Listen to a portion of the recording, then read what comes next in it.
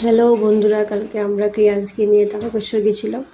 তো আমাদের যাত্রা শুরু হলো হাওড়া থেকে ট্রেনে করে 1.5 ঘন্টার রাস্তা।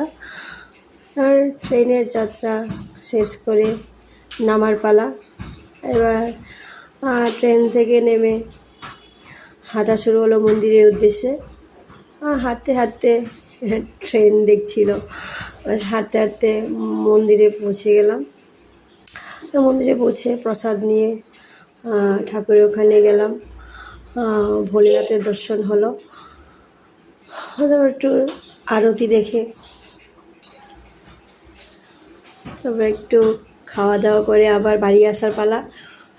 ট্রেনে করে সেই ট্রেনের যাত্রা আবার তারকেশ্বর থেকে হাওড়া থেকে তারপর হাওড়া থেকে বাসে করে বাড়ি।